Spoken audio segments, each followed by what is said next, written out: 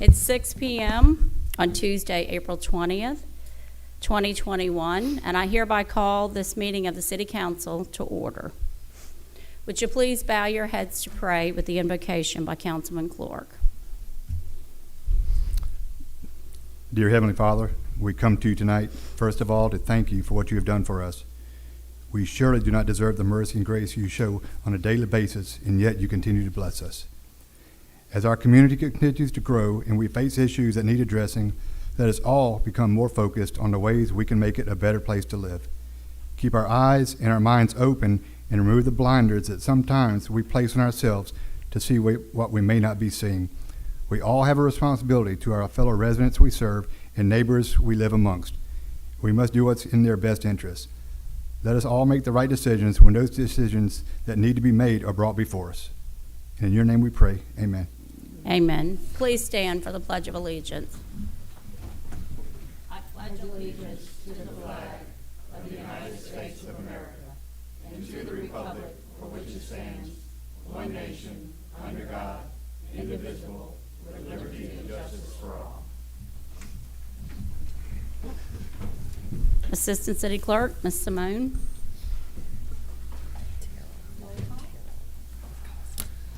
Ward 1. Here. Ward 2. Here. Ward 3. Present.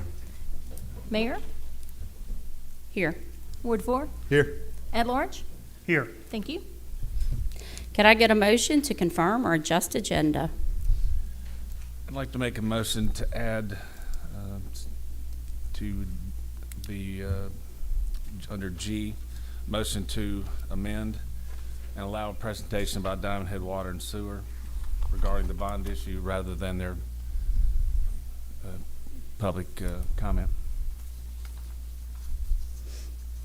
All right. Could I get a motion to move as amended? Move. Could I get a second? Second. All in favor? Aye. The next regularly scheduled meeting of the City Council will be held on May 4th, 2021 at 6 p.m. in the City Council chambers, located at 5000 Diamondhead Circle. Diamondhead Dog Park Day will be held at the Twin Lakes on Sunday, May 2nd, 2021 from 1 p.m. to 4 p.m. This is open to the public with many events. It's a great family event, so please come out and join us. Casa Red Beans and Rice Cook-Off will be held Saturday, May the 8th at City Hall in the Town Green. If you have not signed up to have a team yet, there's plenty of spaces open. It's $100 for a team. You get, I believe, 4 tickets to enter. Well, don't quote me on the tickets, but it's $100. You can come, and it's going to be a Red Beans and Rice Cook-Off. This is Child Abuse Awareness Month, so we thought this would be a great event for CASA. So please try to come out and attend. If you can't cook red beans, then come out and attend. April 22nd, 2021, Thursday, here out in front of City Hall, the City of Diamondhead will be hosting this year the Light of Hope. This is for CASA. This is to bring awareness to child abuse and to support child abuse awareness. So with that being said, we want to invite the public to come out, the elected officials in the county, and Ms. Lauren's going to update us on what else is happening that day, but it will be 5:30 on Thursday right here at City Hall. On Thursday at noon, Lieutenant Governor Delbert Hoseman will be attending the Rotary meeting at the Country Club. This is open to the public. Rotary's inviting everyone to come attend. He will be updating the residents of Diamondhead on the legislative session. So if you have questions, comments, want to hear about it, he's doing a PowerPoint. Please be at the Country Club at noon on Thursday. Everyone in the city is welcome. I mean, we want to give him a big welcome. Next up, we have on the presentation agenda, Mr. Trey Bobinger, the city's consultant for our legislation.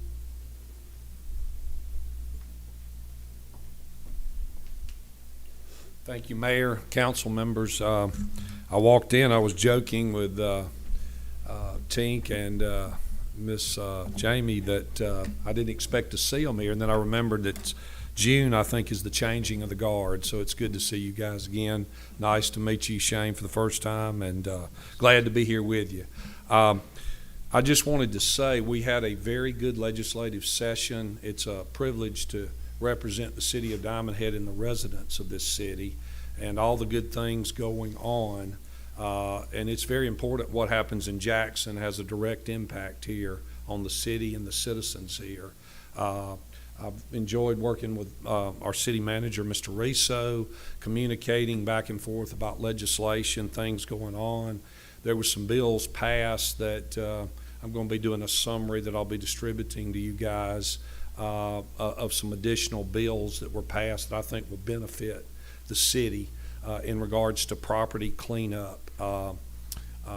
There's a bill that does with cutting of grass and right-of-ways on where there's state highways, which doesn't necessarily impact us, but it's another piece of legislation that recognizes the needs of our cities and their funding needs and trying to help at the local level. What I really want to talk to you about tonight is we had, and I've talked to since the city was incorporated, I've told you guys the story. My grandmother had bought one of the first lots in Diamondhead like in 1971, 70, somewhere in there. I'm familiar with this community. I have family here in the county and in the neighborhood, by the way. And it's great to see some of the things going on, but I can say that we had a historic year, and I say we, I particularly want to talk about one, the leadership here, the mayor, the council, the city manager, but I want to especially talk about Senator Philip Moran and also Representative Jay McKnight and what a really stellar job those guys did. It makes my job easier with these guys advocating for Diamondhead and the residents.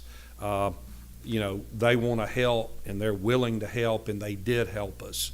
And that's why we ended up with $2 million that was appropriated to the city of Diamondhead through the BP recovery funds.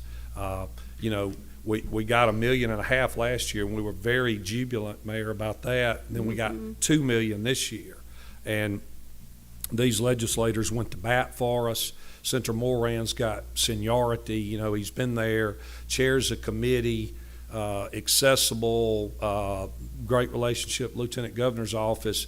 And Representative McKnight has come in as a freshman, and I must say I've been very impressed with his relationships, his friends that basically have a direct pipeline to the Speaker of the House. And when you have those kind of people that you can touch and you can go to, I promise you, it makes a big difference. So I certainly wanted to recognize the help, and I think we've got a good team with the council, the mayor, the manager, our legislative delegation to do. We've had a great year. I see more good things ahead for the city. The $2 million is for the town center district, which is, the proposed commercial district, which I think we all know, and it's in the best interest of all of our citizens. The more we can draw in commercial development, economic development, businesses. Chuck, you know a little something about that down at the Rouse's, that the more that comes in, the city receives 18.5% of all the 7 cents sales tax. So the more commercial development we have, the more retail businesses, the more funds that are made available. That also keeps the pressure off our property owners, homeowners, from any tax increases because we're generating it off sales tax. So I know that's a longer term, but I know that's important to you and all the council members. I also want to say we received the max on Tidelands funding for Noma Drive, that to continue that effort there. Mike, I know we've discussed that a lot, and I think that's a good thing. There's a lot of potential development and recreational things that can be done. And then for the first time, I think, and one of Senator Moran or Representative McKnight can correct me, but it may have been the first time, I know we have it in the last couple of years, got Go Mesa funding right at $500,000, just slightly under. And that's going to help. It was phrased in terms of erosion, but really it's drainage issues, which we really need in a part of the city. Mr. Riso sent me a photograph of one of our homeowners' backyard, and I thought it was a swimming pool till I realized there was a wood fence around it. So I know that's an issue, and for those residents that have to deal with it, that's a big, big deal. So, all in all, we thanks there again to our team and our legislative delegation, we received right at $3 million, I think, in funding, and we have reason to believe that we may receive some additional funds, Go Mesa funds, to help also. So, we want to continue and not rest on our laurels, but continue pushing and trying to do more to develop, the city and enhance the quality of life for the residents here in Diamondhead. And I know this council's committed to that, and I know you are, Mayor, and we hope that we can continue down that path. Are there any questions from any of the members? If not, at this time, I would call on Senator Philip Moran if he'd like to step up and make a few comments. And Representative Jay McKnight. Let these two gentlemen come up, and again, thank both of you guys for helping and what you did. Yes, sir. Thank you to the mayor and the city council. I apologize for my voice. All of a sudden I got hoarse this afternoon. And to everyone that's come to the meeting. As Trey said, this was a record year. I got to tell you all a little story. And anybody that knows her knows how persistent she is. Talking about our mayor. We had first said, okay, we're going to try to get you 1.5 to match last year. So she calls me towards the end of the session. She said, we really need 2, not 1.5. So I see Jay in the hall that day. I said, Jay, we got a little problem. The mayor's expecting 2, and he's like, wow, that's another $500,000. We got to try to pull from somewhere. So he went and worked on his side, worked with Chairman Casey Gear, and he got us an extra $500,000. So this year you all get $2 million instead of $1.5 million. And I'll tell you this, and I know you've heard me say this before. You've seen times that somebody may come up and they run for office or doing things and tell you, when I go to Jackson, I'm going to do this, or I'm going to get this done, and I'm going to do this. There is no I in teamwork. Anyone that thinks they can go to Jackson and do it by themselves is fooling themselves. It takes a team, and you have to get to know one another and work together, and we have a really good team. Jay and I and Brent and Timmy together, all of us working for Hancock County, it's a really good effort that we put together. Actually, they were talking about the town green. We got the $2 million. You asked for $400,000 in tidelands. We got that. You got almost $500,000 for your erosion and other sewer improvements in Diamondhead. $831,000. So you're talking about $4.7 million that will be spent within the city of Diamondhead this next year. So it's all in all is a very good year, and as always, it's a tremendous honor to be able to represent you all. And so proud to be able to say that we represent you all, and that we live here and in the county and in District 46. Covers 60,000 people, so it's a big district. But Jay and I work together very well, and that's what it takes. Turn it over to Jay. And thank y'all for making a commitment to come to Jackson. I think when you can put a face to the city with these people who are funneling that money down, it really helps. I think that has a huge impact. I know every one of you have come at different times and what have you, and some get tied up and can't make it sometimes, but I think that's important, and appreciate y'all's commitment. I just want to reach out and say you both were extraordinary. We cannot thank you enough. Combined what we had last year, we're at 800,000 on our Noma Drive boat launch, our waterfront development. We're at $3 million today on our commercial area. Without the support of you two, it wouldn't have happened, so we can't thank you enough. And I do have one more thing to say, but first I want to reach out. Great job. Thank y'all. But I would like to reiterate, too, Philip touched on it, Timmy Ladner and Brent Anderson work hand in hand with us. And we work together to help all of Hancock County, and of course, Philip represents the whole county, and I have Diamondhead and some of the county, but those guys are a tremendous help too, and we appreciate them, as well as a county board of supervisors. Well, please pass on the thank you. And I have one more favor, not that we should even be asking for any more because you all have gone above and beyond, but you're here, so hey, We don't expect anything less. we're gonna reach out. I had Senator Angela Hill, which is Senator Moran's colleague, sits right there with him, reach out today. She saw the post on Facebook, and she mentioned about the CARES Act, and she wanted to help the both of you secure $20 million for the Diamondhead Water Sewer District from the CARES Act with the $2 billion that's coming down to the state. So I think collectively, we want to ask you to please help with the $20 million so the district can do the repairs they need and they won't have to do the bond. You know, she's willing, she's already reaching out to Lieutenant Governor. I know, and thank you again for the $150,000 for the dog park. I forgot to mention that too. We could go on all day with y'all did, and I hate to even ask more, but we're in dire need of the money for the water sewer district. And the CARES Act, if y'all want to say a little bit about what the CARES Act is and how it's perfect for this group that needs the funding. All I can say about the CARES Act is I know last time it came down, there were a lot of contingencies tied to that CARES Act money. I mean, who could spend it, where you could spend it, how you could spend it, what time you had to spend it by. There were tons of contingencies in it. We have not seen the new plan. So how we're going to be able to legislate that out and appropriate it, have no idea. But certainly welcome to do anything we can to protect the citizens and try to keep rates down and bring home. I think we've displayed that we are able and willing to bring money back to the city, and we'll continue to do that. And if that opportunity arises with the CARES Act, you know, we will be the first. All right. Well, thank you very much. Also, I wanted to tell you, excuse me, we'll be back later in the fall, but be thinking about your wish list for next year. I know that, you know, when I tell you that you'll take it and run with it. But anyway. It's already written down. Got to tell you a little story about the dog park. Should we email it tonight? Got to tell you a little story about the dog park real quick. We were sitting there at a function, and we get to talking about it. She said, oh, by the way, I said, anything else you need? Well, you never ask her that. I said, anything else you need? Oh, yeah, we're putting in a dog park. I said, all right, what kind of money you need? So me and Jay sitting there listening to her, and she said, I need $150,000.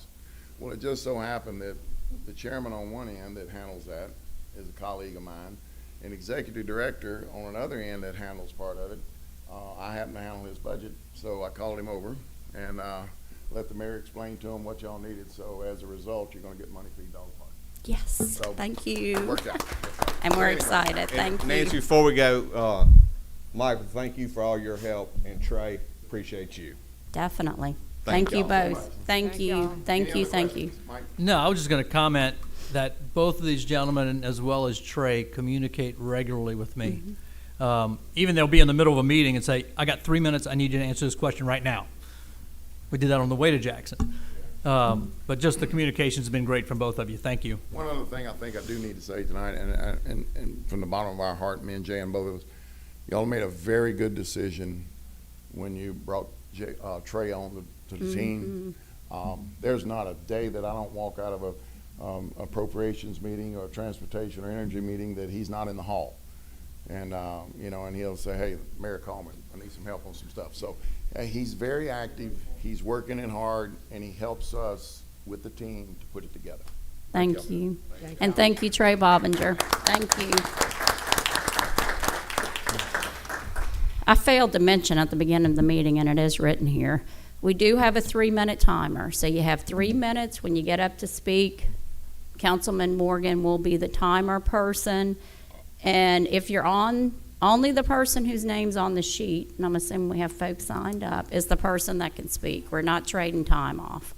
So if your name's on there and you don't want to speak and I call your name, then clearly say I don't want to speak. Otherwise, you have 3 minutes. Okay. Then I wanted to mention one more thing. Every second Saturday we have the ward meetings. We've been doing it for 4 years. This Saturday, Saturday, May 8th, we're having the ward meeting.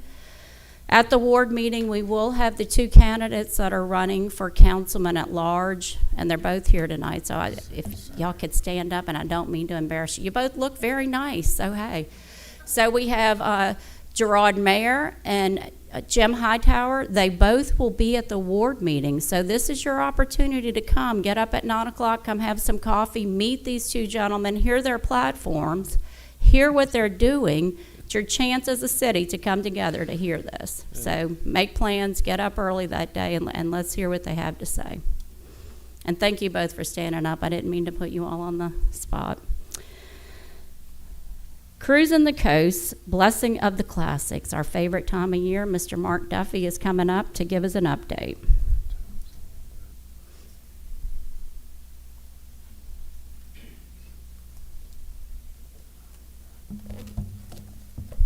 Thank you. I'll make it short and sweet.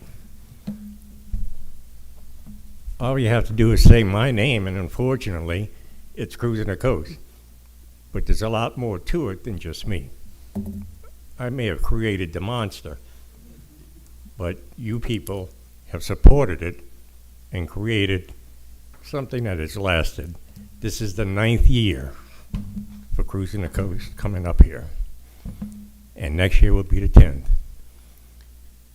Because of your help and because of the people that work with the city, it makes my job much easier.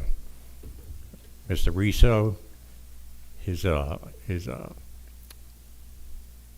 yard crew, all I have to do is pick up a phone and it's done. And the same with you as a council.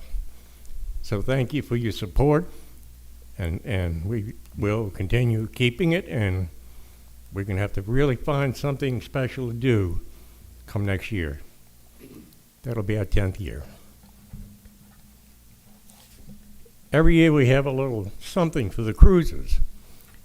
And this year I went to, I'm running out of ideas.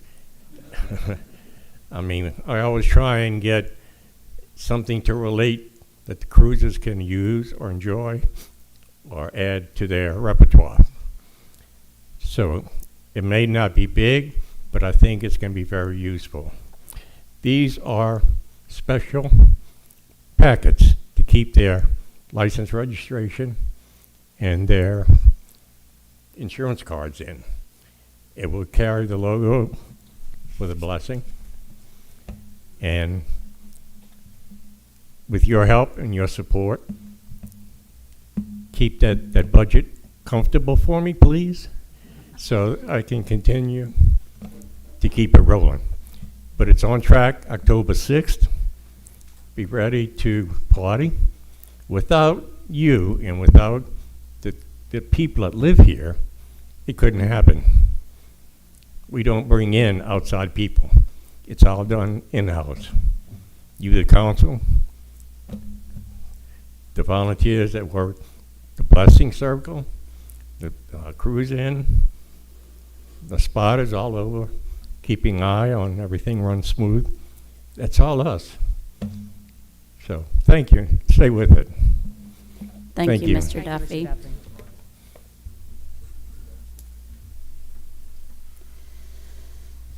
Next, we have the proclamation for Child Abuse Prevention Month, and I'm going to read it off first, Lauren, then I'm going to let you come up and discuss our event, The Light of Hope. Whereas the city of Diamondhead prides itself on giving back to the community, contributing to the quality of life among our citizens, and being a safe place for families to live, work, and raise their families. And whereas every child is entitled to be loved, cared for, nurtured, feel secure, and free from sexual, emotional, and physical abuse and neglect. And whereas 70 volunteers advocated for 150 Hancock County child victims of abuse and neglect. And whereas CASA of Hancock County speaks for the best interest of abused and neglected children who are involved in youth court and child protective service systems through no fault of their own. And whereas governmental community businesses and faith-based organizations should come together with individual citizens to join in a national effort to raise awareness for those children fallen to abuse and neglect. We, the mayor and city council, do hereby proclaim the month of April 2021 as Child Abuse and Prevention Month and urge all citizens of the city of Diamondhead, Mississippi, to participate in raising awareness and helping to prevent future child abuse and neglect, proclaimed by the Mayor and City Council on this 20th day of April. With that, I'm going to turn over to Ms. Lauren Terrell that's going to come up from CASA, and we're going to get a photo with you too with the proclamation to tell us about the Light of Hope event that will be on Thursday. Thank you, Mayor, and thank you to all the council members. Y'all, Diamondhead has had a long-standing support for the CASA program, and we really could not function without the help and support of y'all. Over the last 3 years, the number of children in custody has significantly decreased, and that has given us the ability to really put in more services for kids, to really dig in deep to their educational advocacy, to be able to provide. Some of you have been able to meet. We now have a courthouse facility dog named Remy who is able to come to court and be a support system for those child victims. So far this quarter in 2021, we currently have 16 of our advocates who are residents of Diamondhead. We have one board member who is a resident of Diamondhead and one staff member, myself, who is a resident of Diamondhead. Currently, we are serving 98 children at this moment, and 13 of those children came from the city of Diamondhead for abuse or neglect. So having events such as Light of Hope that we're having this Thursday is a huge way to prevent community awareness. As you stated, Mayor, April is Child Abuse Prevention Month. This is an annual event that we hold. It will be held out on the greens this Thursday at 5:30. We encourage all of you, as well as any Diamondhead community members, encourage your family and friends to come. It is a chance for us to tell the story and tell the community what we're doing, as well as it gives us a chance to highlight a community member, a CASA advocate, and a CPS worker for their outstanding work that they've done over the last year, as well as the people who have given to CASA in memory of a loved one. It will be our chance to recognize those people as well. So I encourage all of y'all to come out and support us. It'll be an hour-long event starting at 5:30 out on the greens. And again, I just thank y'all for y'all's continued support for our program. Well, thank you, and thank you for all you do for the children. Any comments? Thank you. And would you like to come up and we can get a photo? Sure. Let me grab my phone.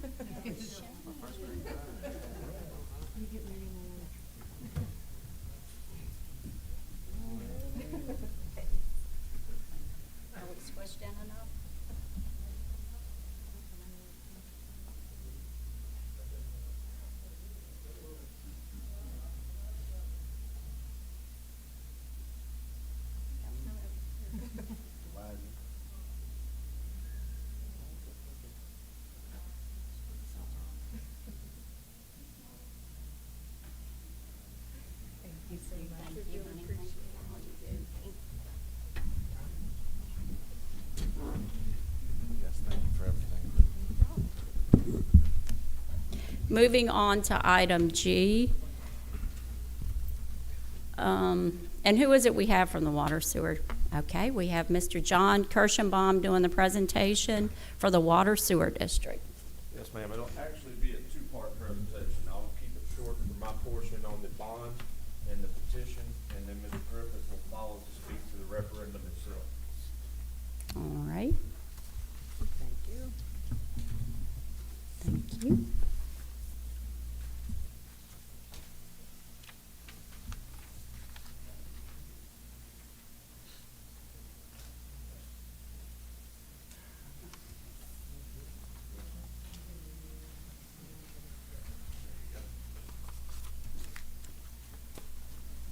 Thank y'all. I appreciate y'all letting us speak to you this evening. Originally, the topic was agenda item 17 and agenda items 18, which 17 has to do with the petition and the request for support of the council supporting the petition.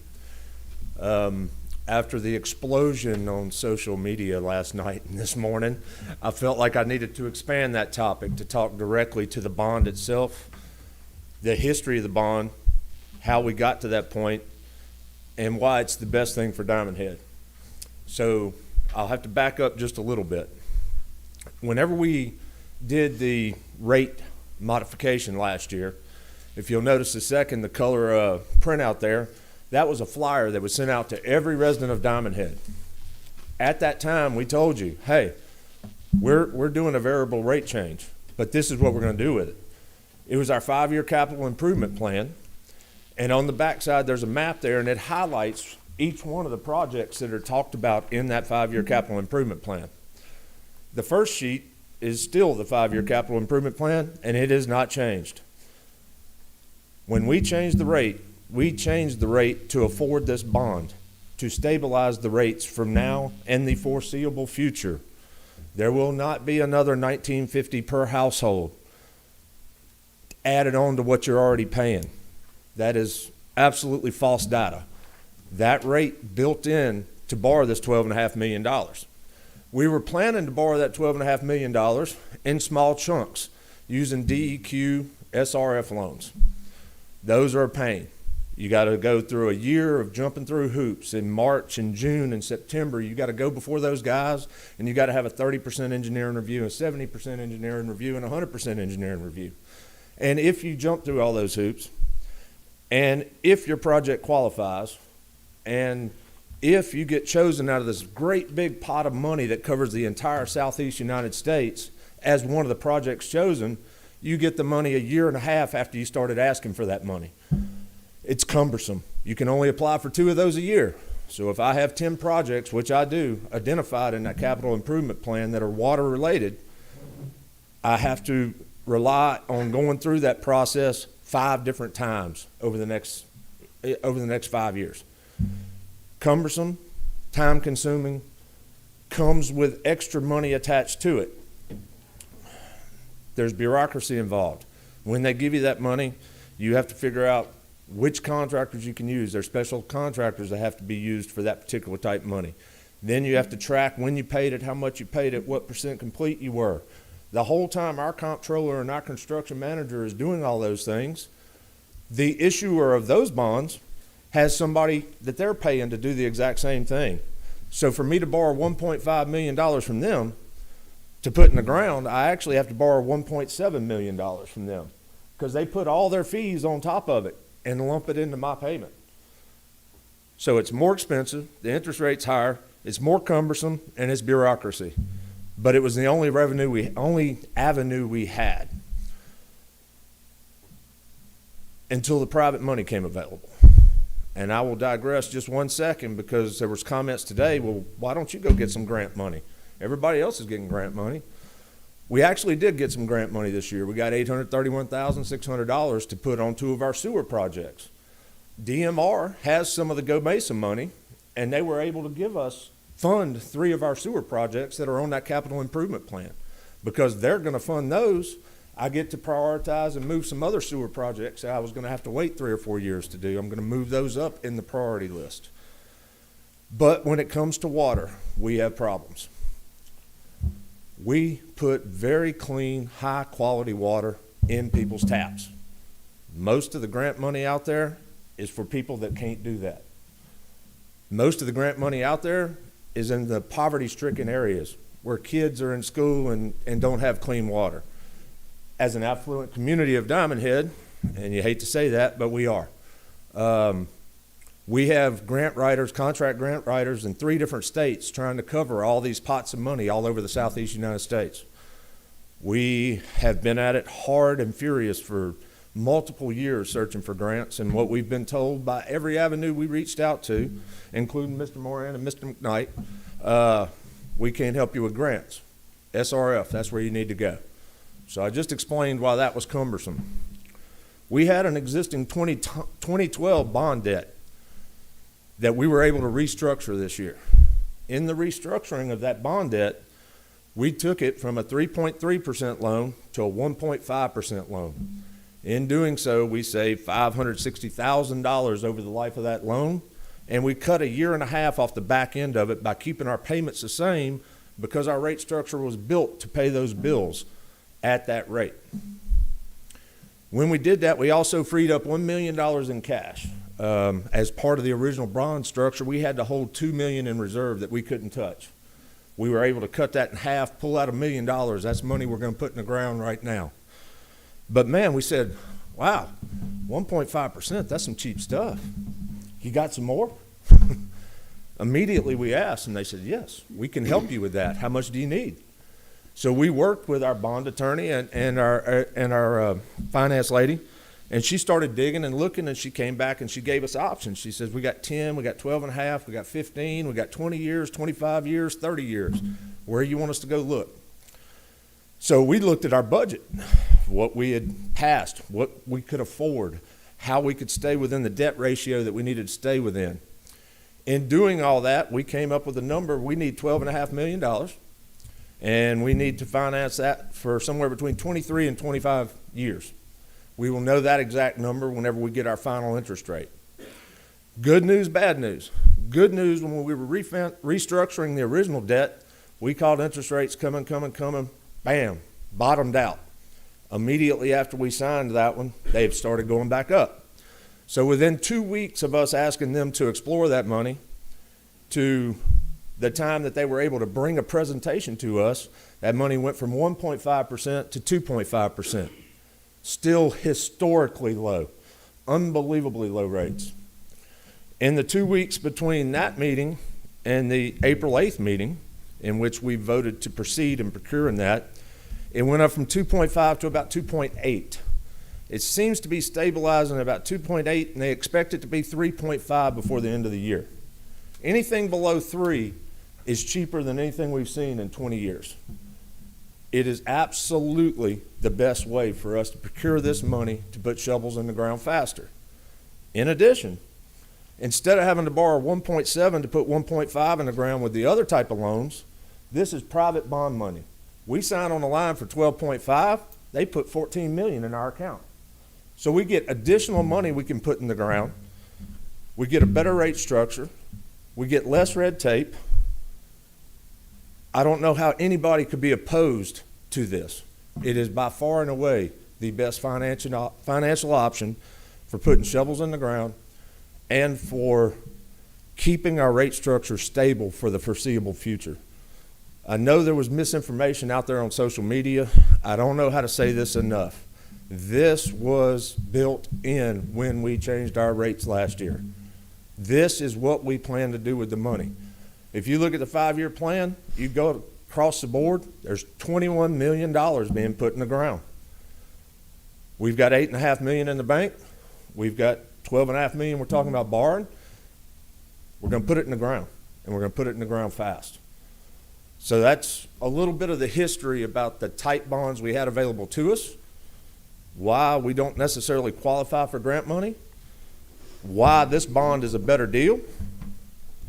And I guess before I move to the petition, are there any questions, any comments, anything y'all would like to say to the bond issue? One question. Yes, sir. Exactly how long do you think it's going to take to spend $21 million? The beauty of this is they force us to spend it in 4 years. In 4 years? Part of the structure of the bond is we give you the money right now, and you have to spend it in 4 years. So, yes. Can you spend $21 million in 4 years? We have 6 shovel-ready projects getting ready to hit the street right now based on getting the Go Mesa money, based on another question was asked today. That's a great question. Somebody said, well, if they got $8.5 million in the bank and some of that's left over from the original bond in 2012, why the heck have they not been spending that yet? The easy answer is we had to hold it there because part of the money that we received in 2012, we spent. And we spent on the projects we said we were going to spend them on. But along the way, FEMA and MEMA money came into play, and they picked up the tab for some of those things that were in there. So we ended up with some extra money left over from that because we got FEMA and MEMA money to pay for that. Well, okay, so you got money paid back. Why didn't you use it? Somewhere along the way in the building of the wastewater treatment plant, there was some confusion and an OIG investigation. And that OIG investigation said, hey, you're building a new wastewater treatment facility when you should have rehabbed your old wastewater treatment facility. We said, no, we're doing exactly what FEMA told us to. Long story short, OIG says you owe us $19.5 million back. We started chasing the paperwork, doing the right thing to clean up that paperwork. Over the last 3 years, our comptroller and Commissioner David Bone, who is our signatory on that FEMA paperwork, have worked diligently and cleaned all that up. But in the process of cleaning that up, instead of owing 19.5, new paperwork might say, well, we owe 9 or we owed 8. Then we may owe 2. We may owe 2.5. So we had to sit on some of that cash until we were completely closed out with FEMA and MEMA to make sure we didn't have to pay some of that back. Just in the last 45 days, we have gotten all the paperwork signed and completely cleared from that OIG report and the FEMA MEMA tie-up. So instead of owing them 19.5, after doing all the paperwork properly, cleaning everything up, we actually received an additional 1.4 coming our way. We received that money in January, we're signed off on. Now we can start using that money that's sitting in the bank. And of the 6 projects we have ready, some of those are getting ready to hit the bid packages in our next regular meeting.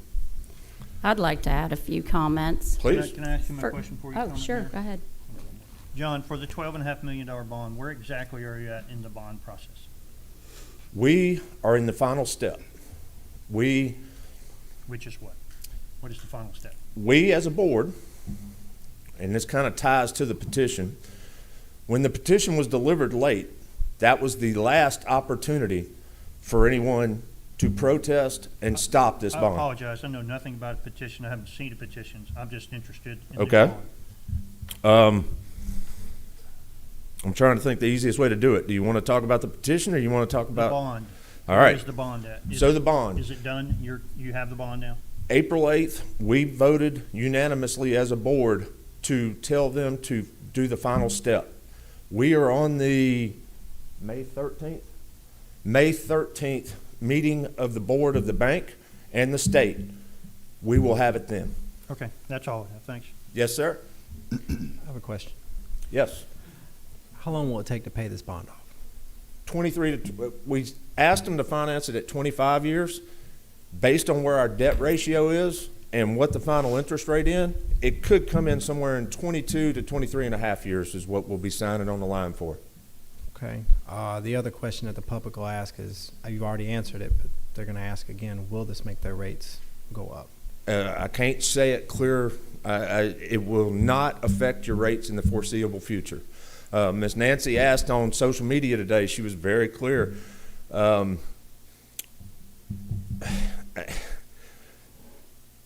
She said, are you going to do a rate analysis every year? When we took this rate change last year, it kicked us in the gut. It hurt some of us because we knew rates were going to increase on our high-end users. I mean, we've got users here in Diamondhead that are using irrigation systems to water 3 and 4 combined lots, and they're using 17 to 20,000 gallons of water per month. That equates to $350, $400 bills. But you are paying for it as what you use now. Usage counts. For years, for some reason, the district had a cap. At 8,000 gallons, you got all the rest of the water you used for free. Nobody can explain where that cap came from, but when we were working with Dr. Barfield last year during the rate study, he says, I've never seen it. No other water district in the state has it. Don't know why it's there, but we obviously got rid of it. Unfortunately, we have a lot of people that have been taught it's okay to use a lot of water, and they do. They fill pools multiple times. They water their yards, and their high usage people were the first ones on Facebook, social media saying, oh my God, my water bill went crazy. For your average user, your 2,000 to 4,000, even into your 6,000 gallon usage, you saw a few dollars a month, one way or the other. So for the most part, and that's what we were after, for the 80%, we had like a 12%, 88%. 12% were low-end users. They actually saw their bills go down. The 80% in the middle that are the mid-range users, they saw minimal or no impact on their bill. It's that top 10 to 12% that just got hammered because they were using more water. And a lot of people, since we've done it, have called us and said, hey, yeah, I knew I had some leaks. I knew I had some toilets running, but my bill wasn't moving, so I didn't care. Well, when the bill started moving, they started caring, and they started calling, and we started helping them identify leaks. People that were running irrigation systems and filling pools, they started putting in extra water use only meters. We've put in 70. Yeah, we've put in a bunch since this started. And that's helping them get their stuff under control. So that's... And I know the new radio read meters should have alluded to those folks that had leaky leaks, because Yes. it'll detect them and let them know that they have leaky leaks. Well, I'm gonna tell you my thoughts on the bond, and I think we all know it by my post.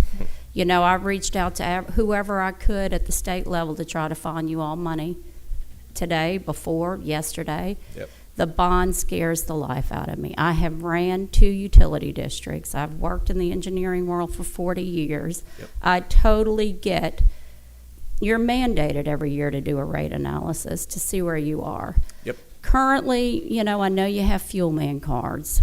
We all go to the gas pump now and we're kind of mortified. It's totally different than it was in January, December. So cost is going to go up it's gone up just tremendously from January to now. Cost Yep. has gone up.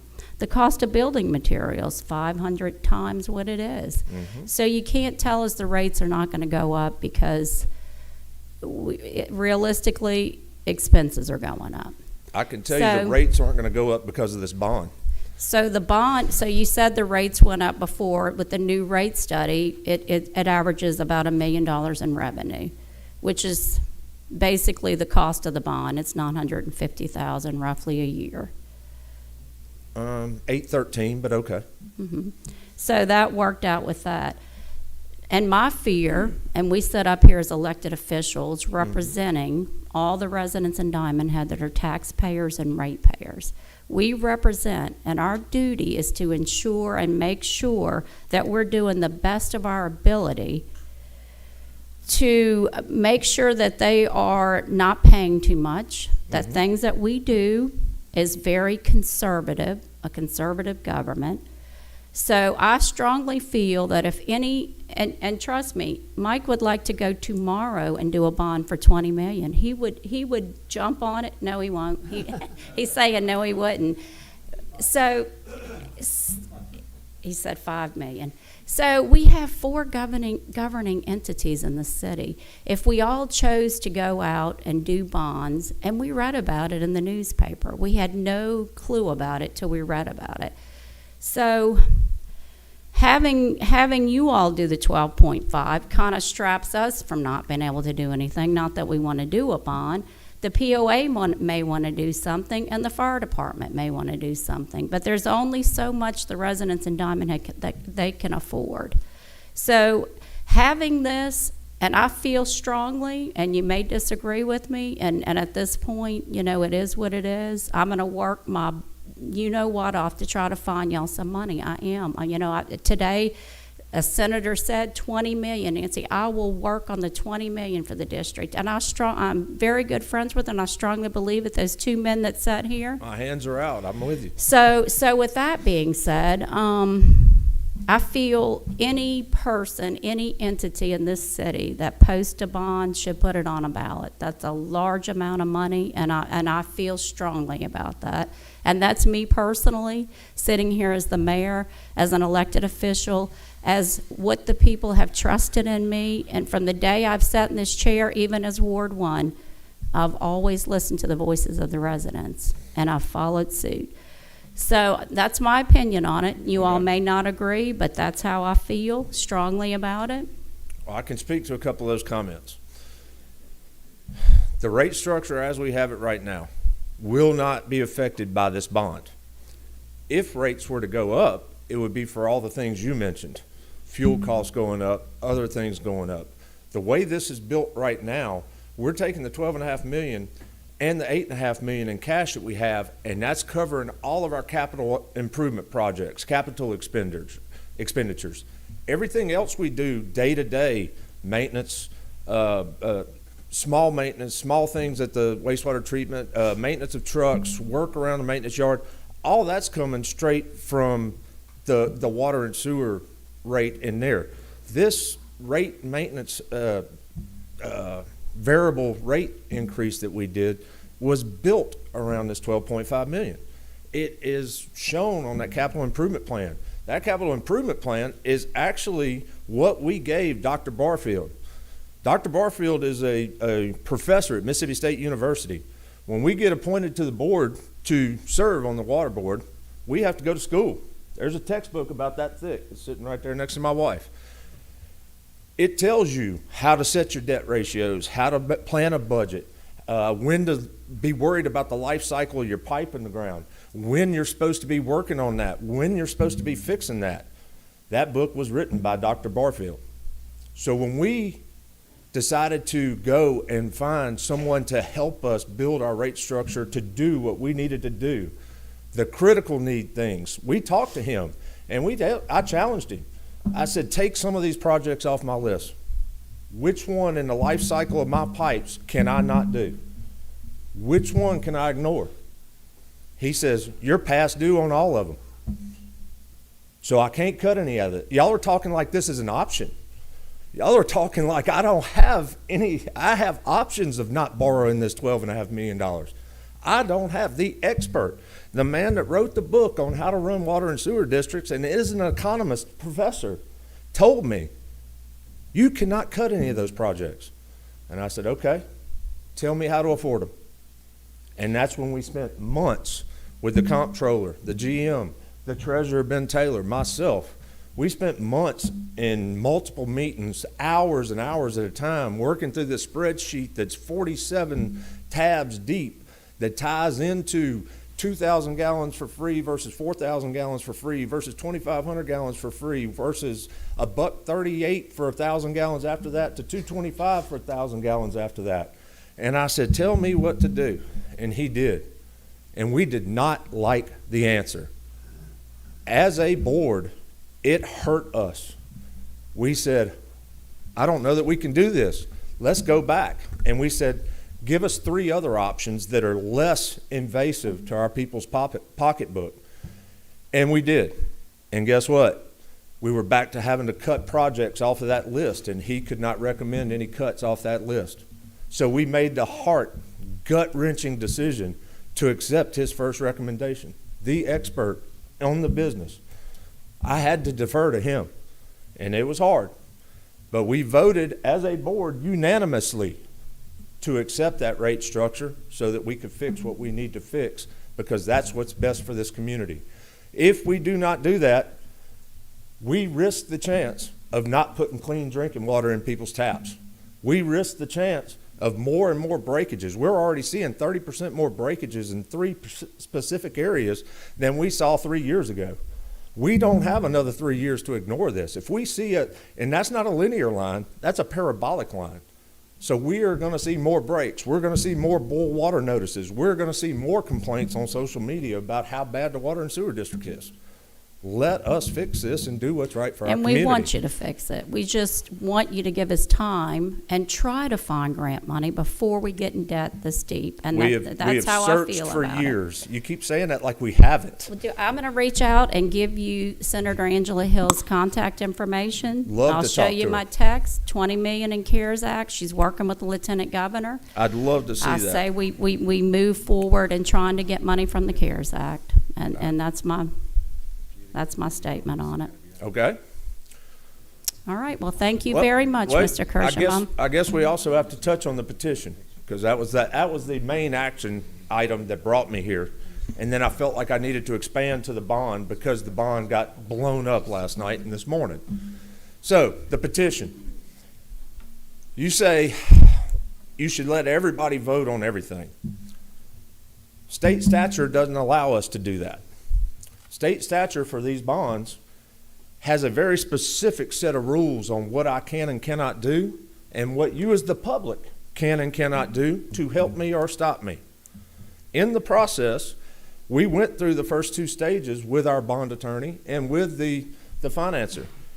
And we talked to them, and then we said, okay, let's proceed. When we said, let's proceed, we are required by that statute to advertise in the paper for weeks and weeks and weeks for how the public can protest what we're doing. It was out there for weeks. And the rules were this: you had to get X percent of your voters to sign a petition, or 150 voters, whichever is less. They had to be registered voters in Diamondhead, and it had to be at our office by 4 o'clock, April 8th. In front of you, you see pictures. That petition arrived at 4:08. It was past the deadline. Per our attorney and per our bond attorney, that is an invalid petition. With an invalid petition, we had no choice but to reject it. When we rejected it because it is invalid, there is no further action that can be taken. I know you have an action item here to vote to support to do that. I would caution you, please be careful as council people and mayor in voting for an invalid petition. It was delivered late. It's been proven that it was late. But even worse, since then, we have been reached out to through emails, multiple people wanting their name removed from that petition because they were lied to. They were told it was one thing when it was another. So it's invalid because it was late. We can vet it a little bit more and go take the names off that they asked us to take off, and it'll be invalid because you won't have enough signatures. And we can vet it against the voter roll, which we know there are more people that are not on the voter roll that have signed that petition. We can go do all the vetting if you would like to. It's either invalid, it's double invalid, or it's triple invalid. Invalid is invalid, and we as a district, under advice of our attorney, cannot accept anything to do with that petition. And you did accept it? We did not. You didn't keep it? Yeah, it's in our attorney's hands. We do. We have it. Okay. But it was delivered very shoddily. Not only being late, Ms. Rice just came in and threw it on the table and then turned around and walked out without saying so much as a word. Whenever it was picked up off the table, it was handed to me as chair. I saw the word petition on it. I handed it to legal.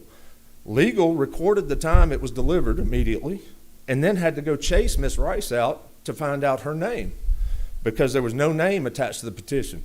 There was nobody as who was here for, what they were there for. It was just a petition, written so small you couldn't even read it. Mr. Kirschenbaum, Yes. is this a conversation that should be had between Ms. Tisdale and our lawyer? That I don't think so, can because as discuss far it? as I know, the city hasn't taken So- any action. As I recall, on y'all's special meeting, the 26th, it was an agenda item to talk about the petition and be opposed to the bond, and it couldn't get a motion or a second. The petition was 153 residents that asked for you all to put it on the ballot. That's So incorrect, they but okay. they have a voice, they have concerns, and I'm going to leave it at that. And you know, if you move forward with the bond, we'll see how it works out in 5 years, 10 years. If I'm still on Earth, you know, we'll see how it works out. And I'm still gonna work to try to get you grant money. And if you do, then maybe you can stop the bond, because that would be so much better for the residents of Diamondhead if we could use funding that is available to do these repairs instead of putting the burden on each of these residents in Diamondhead. And with that, I thank you, Mr. Kirschenbaum, because we are out of time for presentations. Mr. We're- Griffith has a quick one on the referendum, and then we'll be out of your way. Okay, if it's less than 5 minutes, because we have used up our whole meeting time here. Thank you, Mayor and Council. I appreciate that you've used a lot of time. Also appreciate that an awful lot of information was conveyed here, and that's what I'm going to talk about real quick, all right? So it suffices to say it couldn't be more consequential that the Diamondhead residents get an honest vetting of the truth, the data, the facts, and even debate them openly where that's possible. I'm the head, as a commissioner on the board, I was requested to head the referendum communications structure, which I am doing. Consequent to that, I only have one goal, and that's an agreed-to goal of the board, and that is we literally will just put out the history, the facts, and the structure. Only in the end of that conversation did anyone ever get to, are we just out here spending money? No. No one is really focusing on what the need here is. Just like this is a Disney World ride that we're thinking in 2014 would be cool to add to the city. This is the one that decides whether you actually perform wastewater, drinking water to permit standards. And here's a little clue for the commentary that's running out there.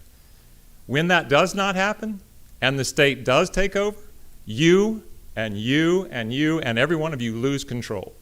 Because that rate structure, which has been proven a couple times here on the Gulf Coast, is an interesting thing to feed on. Because it's not optional, as the chairman said. This is not a fun list of projects.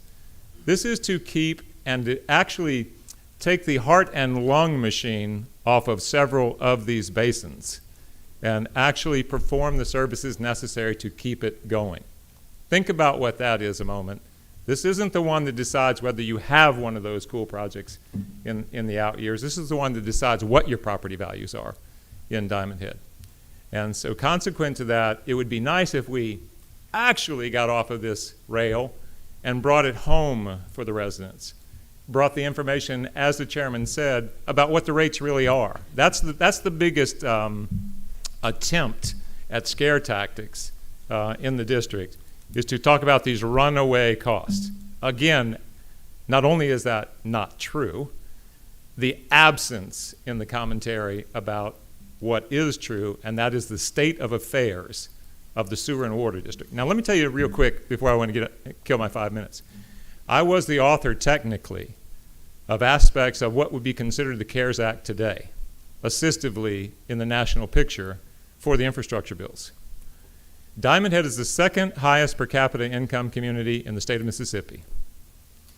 The amount of money which has not been determined that would come into infrastructure that would go down to water and sewer infrastructure is minuscule in the state of Mississippi against a backdrop of need. That need, against the backdrop of the ones panhandling in the state, like Jackson, who are literally on death's door with their systems, will far and away eclipse anything that Diamondhead as a circle could render a run for. That said, let me tell you about infrastructure bills. This is the cheapest money we will ever find in your working lifetimes. We are running on the need to cure those systems before they clobber your districts, your wards, residents. If and when, and this is your job, if and when you are politically capable of winning the day with any of that money, which I can promise you will look nothing like $20 million if you get anything out of it, you know as well as I do, and as well as any of those legislative sessions can show, that the in-the-ground, ready-to-go projects are premier. And that if that was the case that Diamondhead got the money, it would be money offset, and they would let us retire that portion of the bond. So to escape running away from the cheapest money would be irresponsible, and it would just literally hammer Diamondhead. Now, that said, that's enough of all of this mysterious, mythical data that's being thrown around on social media. As the board commissioner for the referendum communications, we will meet, as you would guess, right after this meeting, having seen your 4 items on the agenda, which we can't wait to hear how they play out, is we will meet this week before week's end because they're looking for me for the recommendation. Well, the recommendation I've already gotten from the information that we have posted is, thank you, my God, we've never known this about our district. We're going to run ward-based town halls in all 4 wards in the next 3 to 4 weeks. We will definitely open and answer every single question your residents might have about this. And needless to say, that is what this should have been about all along. Bring the crap down. You can shake your heads, yes. Bring the crap down and make it real, make it honest, which is just a real hard position because deception is the ownership of politics. This is just fact, guys. One of you knows full good and well, you do as well, just how treacherous a day of work is for the Water and Sewer District to keep you looking just like you look today. Do not attempt to exercise any other statement than that. You may look then to try to make the statement that you can do it better in the consolidation structure, but make sure that you're referencing the it properly for the residents. If you want to look at yourself in the mirror, that's really all I have to say. Thank you. Thank you very much. And I want to say I am very proud of the Water Sewer District for hosting the meetings, because it's been difficult having you all in the trailer. The residents feel they can't attend, so hats off. This is an excellent move by the Water Sewer District, and we commend you for starting to be transparent more. Thank you very much. With that, I'm going to move on to the city manager's report. Thank you. Just an update on the cost of red beans and rice, which was commented on earlier. Obviously, that's Saturday, May 8th.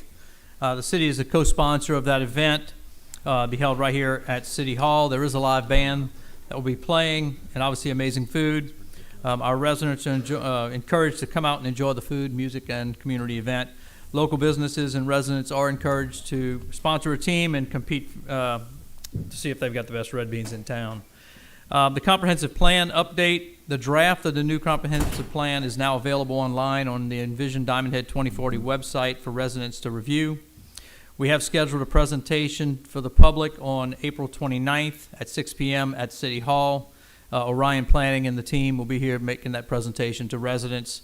That'll provide time for public comments before the final version would actually go to the council, planning and zoning, and then the council. We encourage people to read it and, again, provide comments via online or email. Heritage Grant, DMR has asked the city to submit a different grant application for $150,000 that'll be used to fund part of the dog park at Twin Lakes. Basically, there's a different bucket of funds that is available at DMR, and they need us to use a different paperwork to help us fund that project. In addition for dog park grants, there are 4 other grants, or total of 4 grants on the agenda to help fund that dog park. We will continue to identify other potential funding sources and get those completed as they become available. Rostan Solutions, there are 2 items on the agenda for our new disaster recovery consultant. The first designates 2 of their staff as additional MEMA applicants or applicant agents. This way they can communicate with MEMA for hazard mitigation grants for Diamondhead. The second is the first task order to assist the city with Hurricane Zeta project worksheets. This expense is 100% reimbursable by FEMA. Main Street Association, for many years there's been talk about creating a Main Street Association in Diamondhead. I've met with the Biloxi Main Street director as well as representatives from the Mississippi Main Street, and I feel that this would benefit our businesses and residents. We would like to set up a committee to begin working to create this organization. Stop signs, I was contacted by Councilman Moran about speeding in his district and the possibility of setting up some stop signs to reduce that. I did meet with our police chief and public works director to review the locations, created a map, and provided that to the city council. I am a little concerned about one of the locations, which is on Capilama in the intersection of Cola Street. Obviously, we all know this is the back of Diamondhead. It's the rear exit, high traffic area, and our police chief believes it is a safety issue, that we could slow traffic down, but at the same time, it could result in a backup of traffic entering the city, especially at peak hours. So I'll leave that to the council. Update on the COVID vaccine shots. I wanted to thank Memorial Hospital for arranging 4 days to provide COVID vaccines at City Hall. They distributed 1,988 doses of vaccines in those 4 days. Finally, I'm going to call it April showers. As everyone knows, the Gulf Coast has received a great amount of rain in April. Diamondhead is reported to have had 14.7 inches of rain in the first 18 days of this month. Most of that was last week. Even with all this rain, no streets were closed in the city of Diamondhead because of flooding. The ditches and culverts worked as designed. They did get backed up a bit in the ditches, but once it stopped raining, these systems flowed and ditches were emptied. With this amount of rain, we will see ponding of water in certain places that you do not normally see ponding of water. This was the case at my house, and I'm at 85-foot elevation at the top of the hill, and I had ponds of water sitting outside my house. Residents are asked to remove leaves, sticks, and anything else that can block ditches in front of their homes before a storm. This does really help. We appreciate their help. Thank you. Any questions to the city manager to my left? Any questions to the right? I have one item to address, and that's the Makiki drainage. So we had some residents on Makiki, and I did mention that I would be discussing their drainage here tonight, that had drainage issues in their backyard. The rear property drops 20 feet down to 15.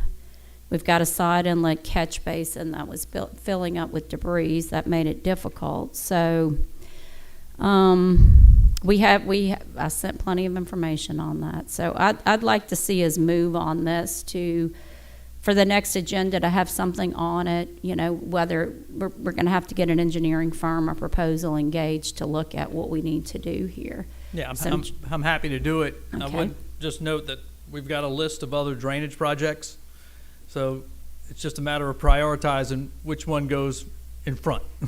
This one probably needs You know? to move up because So- it was not a good situation. With that being said, I know Councilman Clark had gone out as well, and this is in actually Councilman Finley's Ward 1.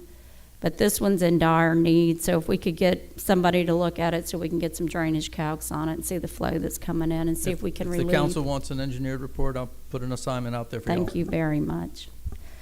And we did have another issue over by Bow 2, so we need to look at that one as well. Okay.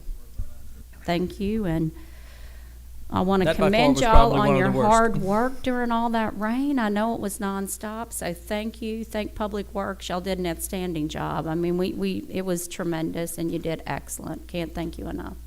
So thanks.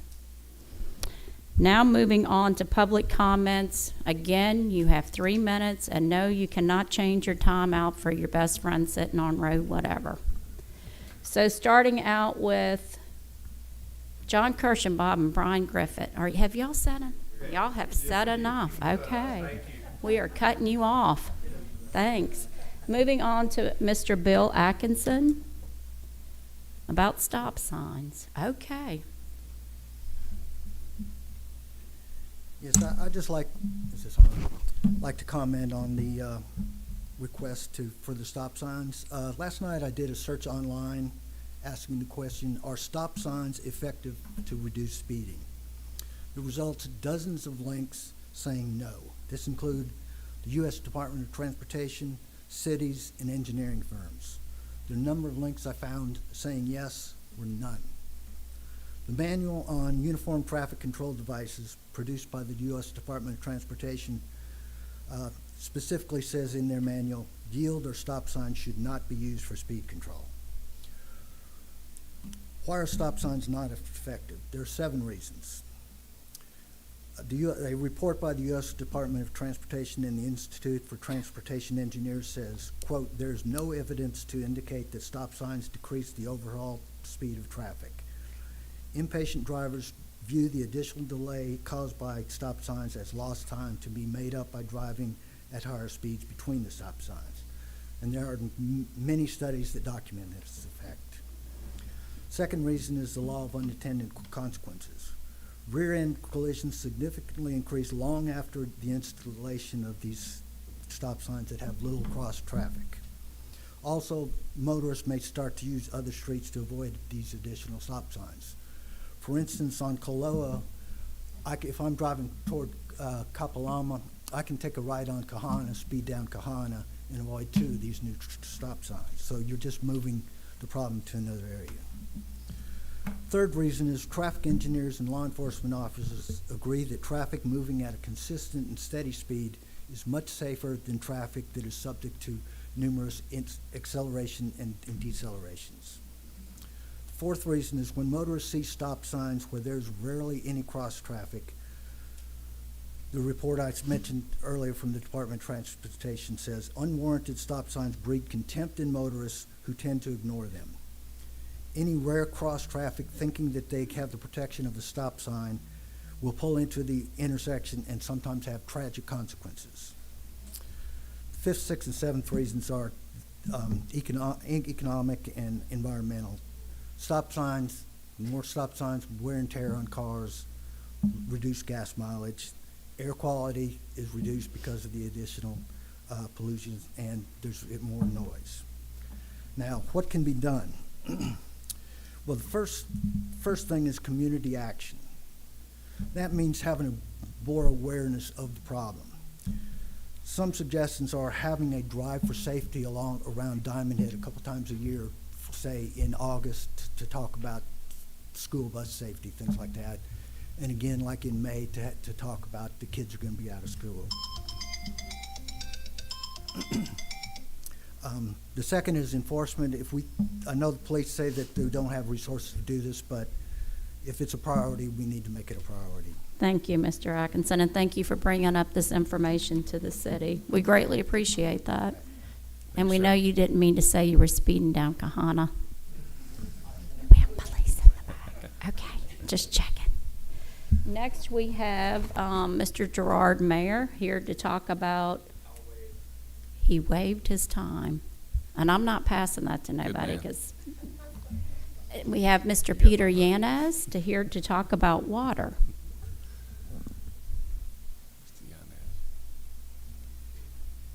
Good evening. Thank you for allowing me to speak. Good evening. And happy birthday to you, Peter. Thank you. I live over on Hilo Way. Two of your council members are my neighbors, so they know I do talk, and I talk to my neighbors. But I can only speak for myself, but I know how my neighbors, the ones that live around me, feel. And this $12.5 million, after reading what was posted on social media and reading everything that's on social media, that thing's a riot. But it's a good idea. I'm sorry. You know, if it means my rates will go up in a couple of years a little bit because of fuel costs, because of material and that stuff, it's going to happen anyway. I mean, when we started as a city, we were promised that our taxes would only be 8 mil, 10 mil at the time the city started. And what are our taxes at now? Everything goes up. All I know is that on Hilo Way, and especially Hilo Street, there's a water main that runs right down Hilo Street. And I guarantee you, from the top of the hill to the sewage lift pump, it's all a patch. There's no pipe left. I've watched it get patched 7 times. And then just last Thursday, me and my wife went for our morning walk, and as we come around on Maui Circle, there's a beautiful geyser going up in the air because there's another water main broken right there on Maui Circle. And, you know, the poor guys are there trying to get it fixed, and they're waiting for people to go there, and, you know, we lost a lot of water. And that's money out of our pockets, because if we keep losing water, our rates are going to go up because we're using more water, we're putting more stress on the system. It needs to be fixed. If we can get CARES Act money and we can get other money to come in, use that to pay the bond down. You know, there's got to be some way you could pay that bond down if you get extra money coming in from different places. But for right now, I think, and I'm not a big fan of the water and sewer district. I moved here 21 years ago, and I really did not like those guys at all. I mean, it was horrible. But as the years have gone by, we've gotten new people in there, and we've gotten new people that are conscious for the people of Diamondhead. Now we've got Diamondhead residents sitting on the board that actually care about Diamondhead. You know, they don't care about how well their fiefdom is doing. And as far as grant money goes, you guys should get the grant writer for the fire department. I don't know who that guy is or woman is, but they are spectacular, because some of the stuff the fire department gets from grants, they should be writing grants for the city too. Or the water sewer. And for the water and sewer. Yes, I mean, y'all need to be talking back there, sitting together. I mean, I've talked to I've gone to Chief Dubuisson, and when he was still the chief and sat down, he showed me things. He showed me how the grants are written, how they got their trucks, And that's you a know, good other thing. infrastructure. So it's a great thing. And Peter, you're exactly right. On just about every city agenda, you'll see 3 or 4 grants, because if there's a grant, we're on it. Thank you, Peter. Thank you very much. Okay, that ends the public comment session. So now we're getting down to city business. Moving on to the minutes. Motion to approve the April 6, 2021 regular meeting minutes. Could I get a motion? I so move. Could I get a second? Second. All in favor? Aye. Aye.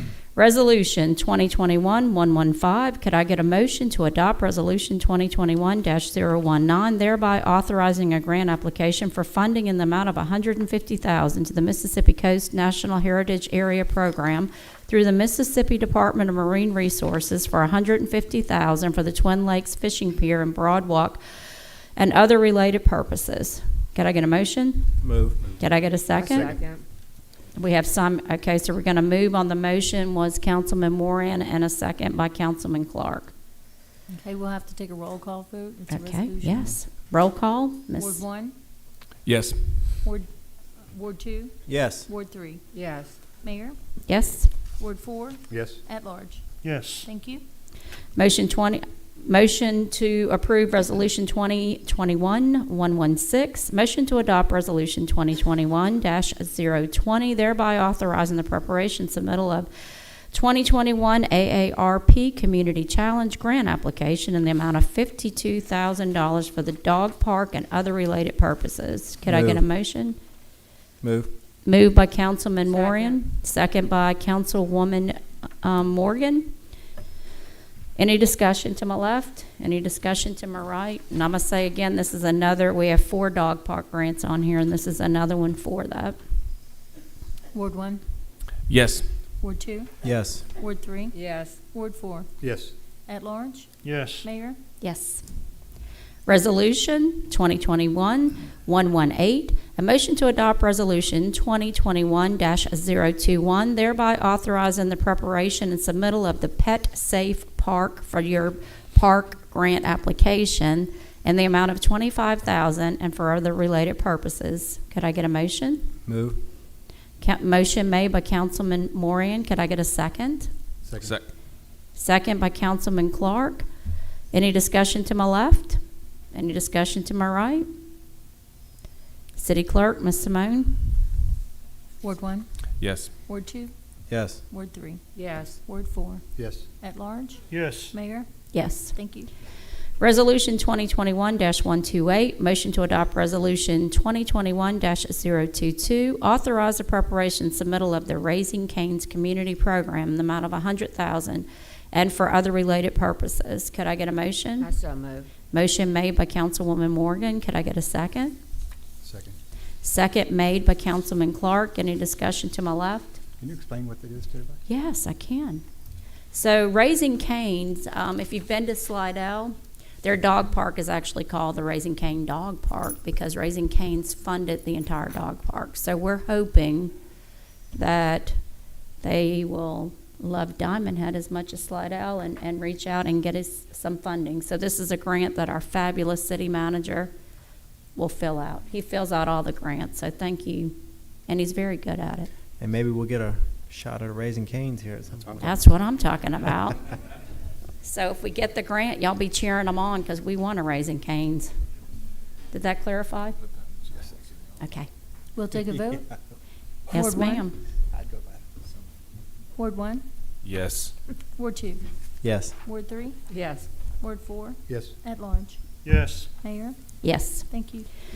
Resolution 2021-131, motion to adopt Resolution 2021-023, thereby designating Kyle Jones and Jamie Welsh, both of Rostan Solutions, Inc., to serve as the additional MEMA applicants agents for the city of Diamondhead for the hazard mitigation and other purposes.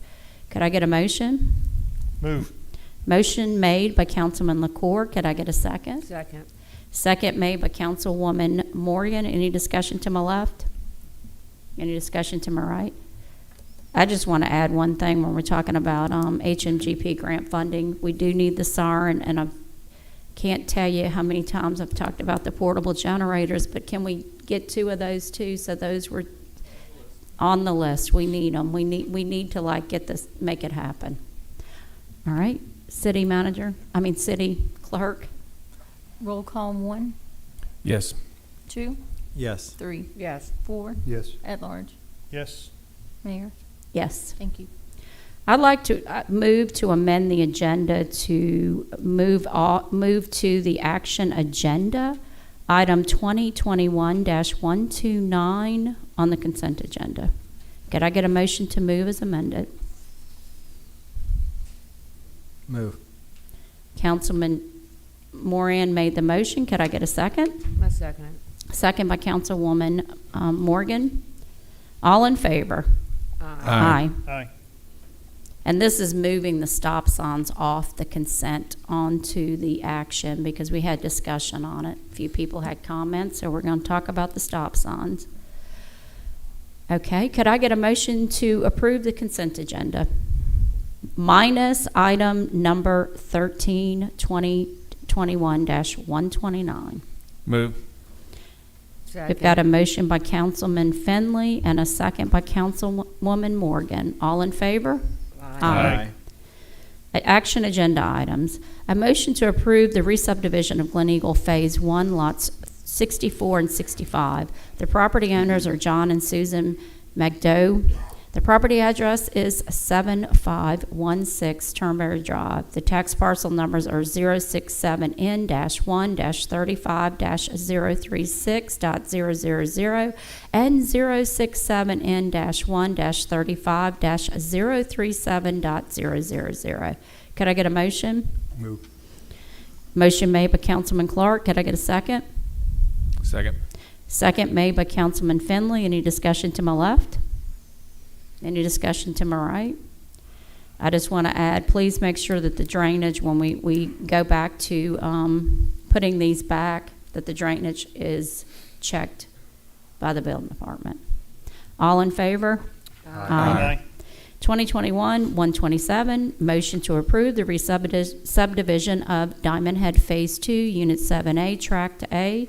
The property owner is Elliott Homes, LLC. The property address is 8919 Malley Way. The tax parcel number is 067J-3-36-001.000. Could I get a motion?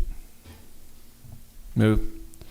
Motion made by Councilman Finley. Could I get a second? I second it. Second made by Councilwoman Morgan. Any discussion to my left? Any discussion to my right? Again, I'm going to ask that the building department please check the drainage prior to the final sign-off. All in favor? Aye. Could I get a motion to approve the statement of support for the petition requesting an election of the Diamondhead Water Sewer District's $12.5 million bond? Motion? No motion. The motion dies for lack of action. 2021-121, motion to discuss and possible action regarding the non-bonding referendum regarding consolidation. Could I get a motion for discussion? No motion? So the motion dies.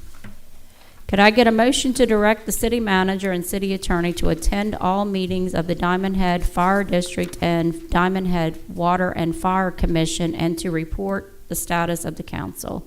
Motion?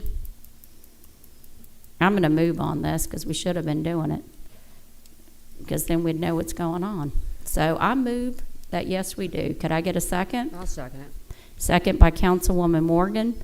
All in favor? Aye. Can we have a discussion? Oh, sure. Discussion to the left? So I'm not sure, what are we asking the manager and the attorney to do? The attorney is a paid employee like the manager is, which would seem to indicate he would bill us. Are you going to do it for free or are you going to bill us for this? I will be billing you. So now that you're billing me, it's my understanding that we are already reviewing the minutes of the district. Is that true? There are times, yes. Okay. So what would your attendance accomplish for the city? I mean, that would be up to the council. But, you know, in order to improve the communication between the two entities and to report back to the council, you know, that would be my, you know, Well, but I take guidance. agree. I take guidance from y'all. So Yeah, I would have to agree that when the meetings were held here at City Hall, I think through our relations and our viewing and our streaming methods, we improved that. And I think there was a time before COVID that we essentially got to see, the fire department never did that, but it was certainly available to them. That's all I have. Thank you. Any discussion to my right? All right. Well, Yeah, some. it leads right into the next the next deal here with live streaming and whatnot, being open to the public and being transparent. I know that by having our city manager and our lawyer there, we have representation and we have a communication, we have a dialogue constantly open. Would you like to speak to that, city manager, and give your thoughts? No, I'm just going to echo what Derek said, is the two of us take direction from the council. So if this is something the council would want, then we would like y'all to direct us, compared to just showing up or indirectly here and there, however y'all want us to do it. Would the water and sewer any representation be open to the city having representation at your meetings? Is it open? Yeah, it's a public meeting. I understand, but a consistent. It's just a courtesy question. Courtesy question. Derek and Mike, do y'all get paid by the hour? Mike, But my next question is, Mike, John, how long are y'all's meetings? Mike, 3.5. Y'all gonna have to speed it up because we can't afford Derek to stay that long.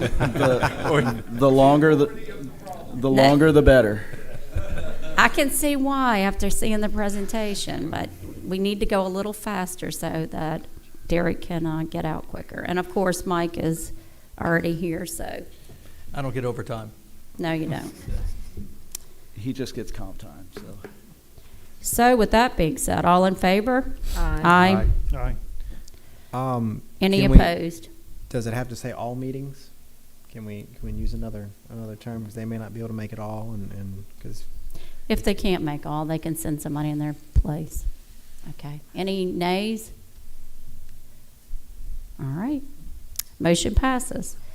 Motion to extend an invitation to the Water and Sewer District Commissioners and Diamondhead Fire Department District Commissioners to resume holding its meetings at the Diamondhead City Hall and Council Chambers in order to promote social distancing and to utilize the city's live streaming technology at no charge. Could I get a motion? Also move.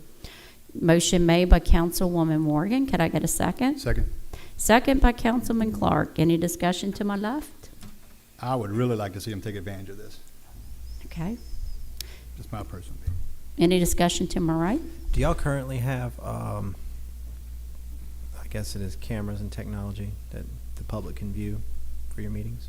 We do not. We have call-in technology, and we've had multiple people call in to attend the meetings, and we've had a number of people show up in person lately. But Okay. we do not have video equipment in the trailer where we've been having the meetings. I guess we could ask one of our ladies, maybe Mrs. Klein. We catch a lot of traction from the public on our live stream, correct? Okay. I think that would probably help with your publicity. It's just a lot easier for some folks that can't get out, and then there's a lot that's working at 4 o'clock. So you give them another option. They can go home and listen, watch it at any time. The offer's there. And I'm not against making the offer. I feel it's horrible that we have to extend when they already know that it should be given that they're welcome here anytime. But I see how things have gotten off track. But hey, we're here to get things right, so I'm all for it. All right. All in favor? Aye. Claims payable. Motion to approve docket of claims DKT 158329, DKT 158372 in the amount of $194,689.37. Could I get a motion? So move. Motion made by Councilwoman Morgan. Could I get a second? Second. Second made by Councilman Clark. All in favor? Aye. Motion to approve payroll payables APPKT. Madam, I think we skipped the stop signs. Okay, we'll go back to it. Motion to approve payroll payables APPKT 01442 in the amount of $9,319.28. APPKT 01460 in the amount of $37,689.37. $699.96. PR Claim 80 in the amount of $29,795.63. PR Claim 081 in the amount of $2,720.31. And PR Claim 082 in the amount of $30,363.83 for the month of March 2021. Could I get a motion? Move. Motion made by Councilman Morian. Could I get a second? I'll second it. Second made by Councilwoman Morgan. All in favor? Aye. Department reports. Could I get a motion to accept A through G? Move. Motion made by Councilman Finley. Could I get a second? I'll second it. Second made by Councilwoman Morgan. All in favor? Aye. And now moving on to Councilman Morian stop signs. Motion, could I get a motion on 2021-129? A motion to approve request for roadway traffic signage stop signs at the specified locations. If you're on my email list, you got a copy of the map. If you didn't, you're probably going, where are we putting stop signs? So let me read them off to you real fast. Cola, Capilama, Golf Club Drive in Capilama, Keno in Capilama. I think I have them remembered. Alamona and Anahula, Alamona and Cola, and I'm missing one. So somebody bail me out. Oh, yes. Golf Club in Capilama. Was that the last one, or did I say that one?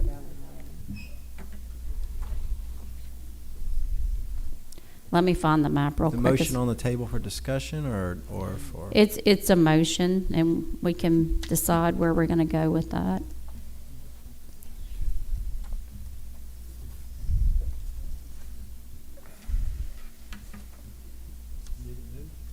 No, nobody moved. Move. We have a motion by Councilman Finley. Could I get a second? I think that was. Oh, I'm sorry, Moran. That is his stop signs. I did. I'll forget. second.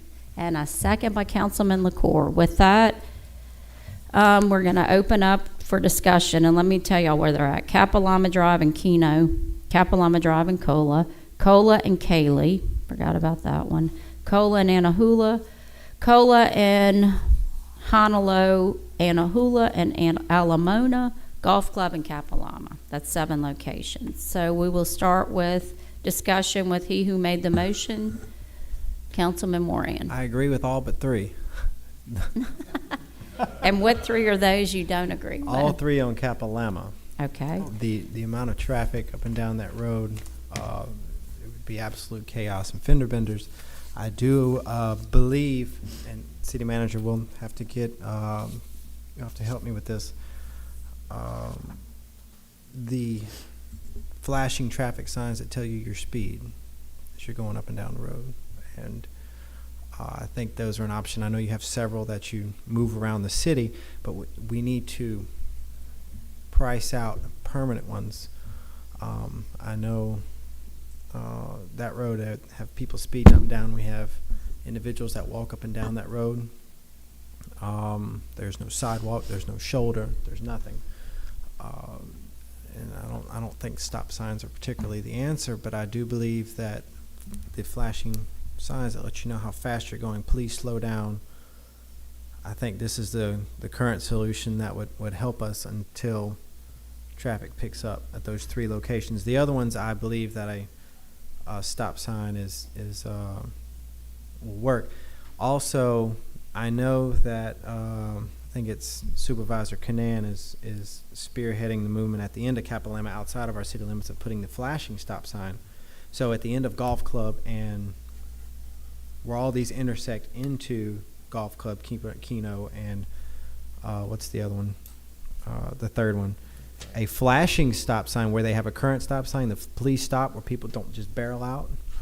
You know, that would be a significant option for that. Yeah, I would just be concerned that residents that live next to that blinky sign may not want it. may not like that yellow light. It's true. But as for the speed signs, we did purchase one. It's about $3,000 with the intention of rotating it around town. It's been on Bayou Drive, which has a consistent high-speed area. But we could buy more. We could move that around, put it on Capilama. The last and final option is putting one of the giant, massive, wide bumps that you just kind of cruise over that don't really damage your car. Now you're saying And bad then words. again, that costs massive money. So, and I think Ms. DePrio, I'd spoken to her earlier today, had mentioned something, the little divots, the little raised divots that you drive over, and I'm not a fan of that either. So we need to come up with some kind of solution for Capilama. The other areas, I would welcome stop signs, you know. We could start with people driving the speed limit.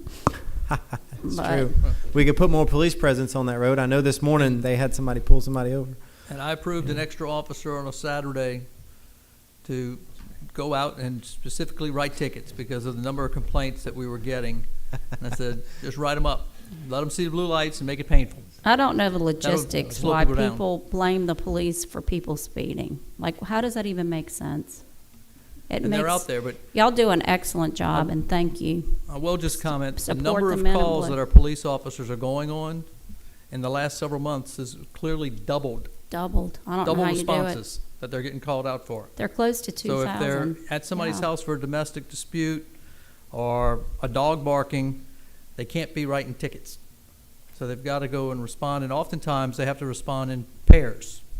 Mm-hmm. So, you know, it's just some of the issues we deal with. Also, when you pull out to, I know this is a little different, but when you golf club drive, I need you to trim those trees there to take a ride on Capilama because no, you can't see around it hardly. I know.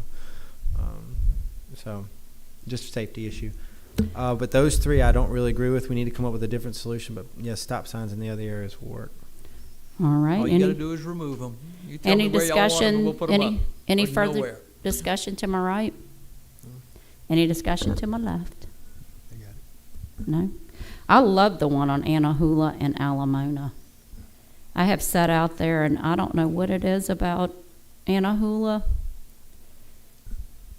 but people just, and it's so narrow, you would think they would drive slower.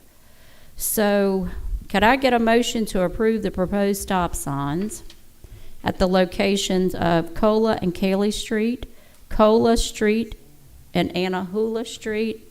Okay, I'm gonna make it easy for the city clerk, Simone. It's gonna be 3, 4, 5, and 6 on the map,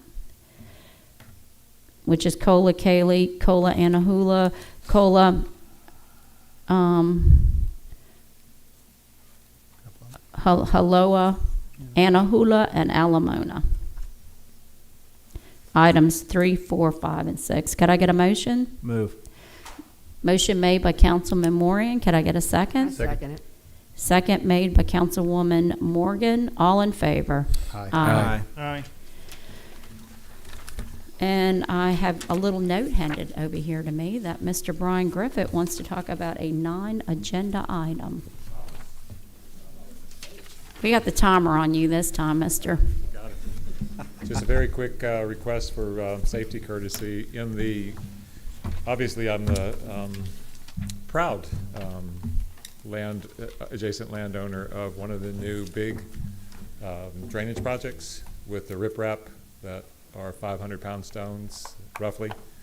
The Department of Wildlife and Fisheries recently put out an email to all of those that might have bought licenses and the like, because obviously their mailing list. But it pointed out that this time of year, these features are incredible snake magnets. And I can't overemphasize that. I've seen 3 cottonmouths in this particular cavity. The stones, for anybody that doesn't realize this, the stones hold heat.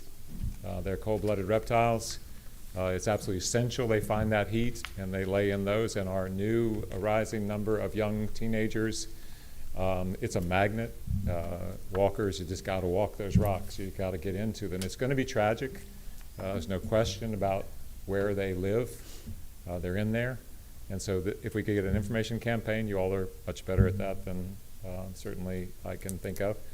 The other is, because you have the police department and it's making the rounds, If they, I mean, I'm not looking to add extra duty, just, it would be good to pull over, roll the window down, and just be advisory.